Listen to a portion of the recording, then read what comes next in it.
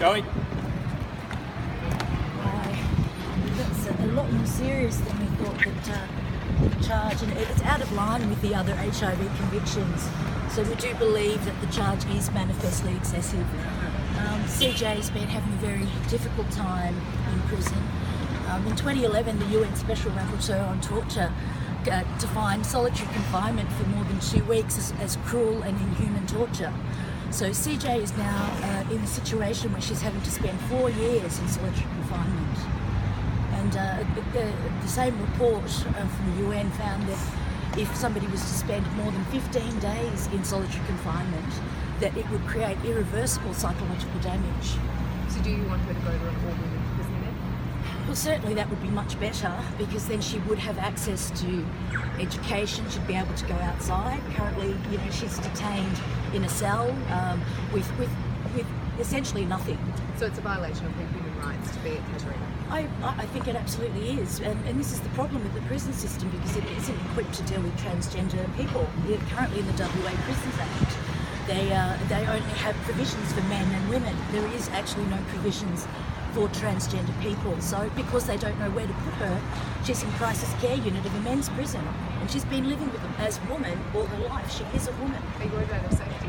Of course, that's the choice that she needs to make. Either, being having to spend 4 years in solitary confinement, or having to be in the general population to get access to, even things like chocolate bars, or being outside, or at work programs, or to get access to that, she'd have to take the risk of being in general population. Is there any action you can take on her behalf to try to get her into a female prison? Well, unfortunately it is the current WA prisons policy, but yes, we are definitely advocating on her behalf. We have had psychological reports on that basis as well, and it is something that we'll be advocating for. Step one is hormones. Even from the first day in crisis care, because she couldn't have a razor, she had a full beard for the first time in her life, and so, it's just down to the very basics at this stage. But yes, of course, the end goal would be to get her moved to a women's prison. And do you think the judge took it into account, the hardship she's suffering into account in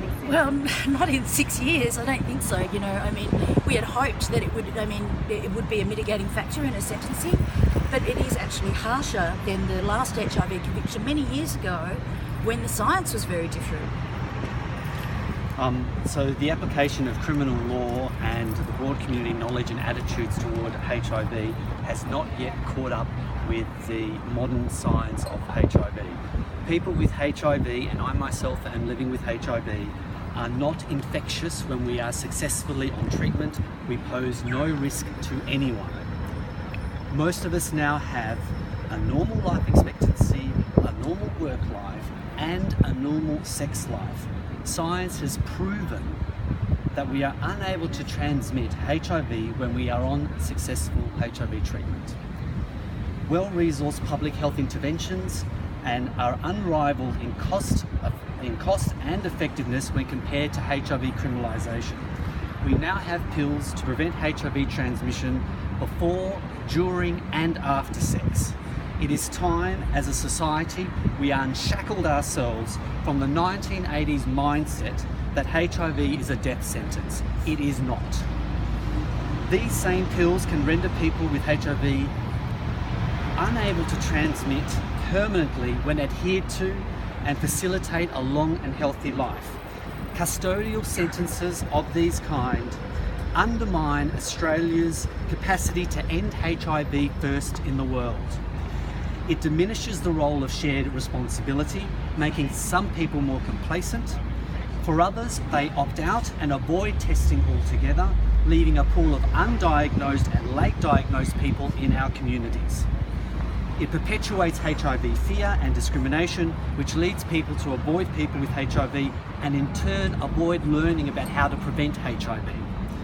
It is time we all caught up with the modern view of HIV, which is that we pose no risk when we take our pills. Do you think it should be decriminalised? It's kind of Absolutely, absolutely. You think about it, 4 years at a cost of $250,000 per year. Because of our moral panic, we're spending $1.5 million on this. Unnecessary when she is not at risk to anyone. Cipri, what effect does this have with people living with HIV? in the community?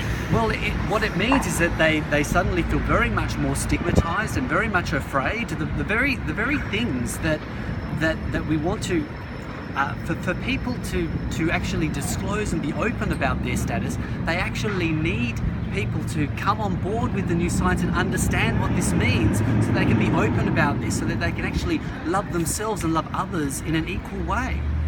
Great, can we get your name? There was a statement as well made about reducing stigma in the community, but I think the unfortunate effect of these sorts of trials is it sends a message that somehow living with HIV or being a sex worker is criminal, and it's not. In fact, it's perfectly possible for somebody living with HIV to have sex very safely without any risk of transmission, regardless of whether money is exchanged or not. Can we just grab your So my name's Jules Kim. I'm the Chief Executive Officer of Scarlet Alliance Australian Sex Workers Association. That's Jules, J-U-L-E, Yes, K-I-M, yep, and Cipriano Martinez, President of the National Association of People Living with HIV Australia. can you spell your name, sorry? Cipriano, and surname Martinez, Martin with the EZ on the end. Great. So we're just on deadline, that's why we're all a bit rushed. Sure. But thank you, thanks for speaking. Thank you.